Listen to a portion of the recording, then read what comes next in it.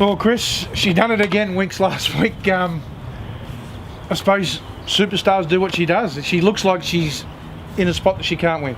Yeah, time and time again, and I'll have to sit back one day and watch all her races, and I could probably say there's been a few times where I've been concerned. Things that pop out races like the first of the winning secrets, the Sunshine Coast Skinny. She come from Larry Cassidy, I think. Yeah, came from well back.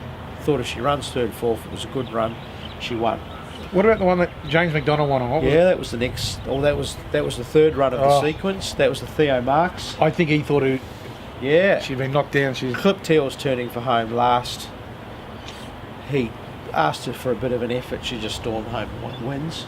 Probably one of the closest. Beat Jason Addard's horse. He's still filthy. Sons of John. Sons of John.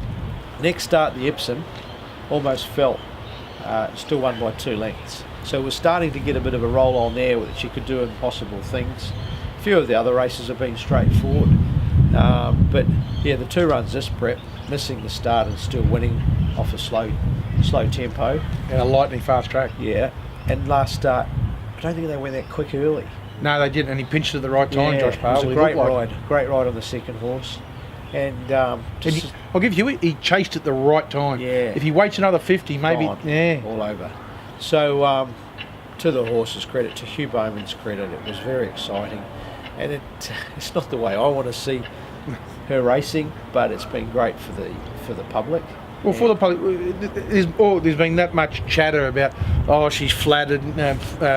She's had 2 runs. She'll be off her feed. This and that. She's shown you no signs of that she's bounced back. She's put on 3 kilos since Saturday. Yeah. Exercise and put on weight. That's why I don't. Quite an amazing horse. Each prep she's been something different. Normally comes back 5 to 10 kilos heavier, and you second guess yourself. You say, have you got a fit? Everybody expects her to win first up. Because obviously we don't overdo her first up, but we do accept that she's got to be winning. So again, this prep she was about 10 kilos heavier than last.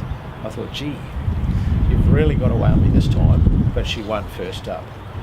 She come through the race about 3 kilos lighter, and that's the way she went to the races last Saturday. She's put those 3 kilos back on. So first up run, we've got a big team of people. They all said to me she's pulled up great. Straight after the race, she'd hardly blew. And then on Saturday, although she was called to her limit, I just think at the half mile she'd had a pretty easy time, and it was simply a sprint home. So again, she's pulled up well. So great to see, and couldn't be happy with her going into the George Main 2 weeks' time, or a week and a half now. So after that, I'll pick where she heads. She'll either have a 3-week gap or a 4-week gap into her next race. That's the plan at the moment, but just want to have a race before the Cox Plate in 2 or 3 weeks. The Everest. Look, a few people have asked me, will she go to overseas? Yes, she might, but I wouldn't rule it running her out of the Diamond Jubilee. You might say, why? It's a 1,200 metre race. It's a tough 1,200, and having her fresh, which is the right way to go to England, it might be the race, and then you can pick out a preparation from there, like a 1,400 metre race second up, a mile race third up.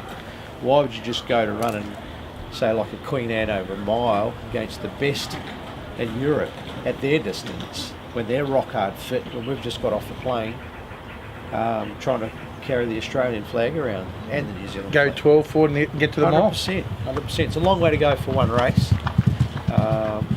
So that's a thought. Debbie, Richard and Peter, they'd like to go, the owners. They're fantastic owners to train for. They're very supportive, and they accept the responsibility that comes with owning a great horse. You're doing a great job. Thank you. That's WINX and Christopher John Waller.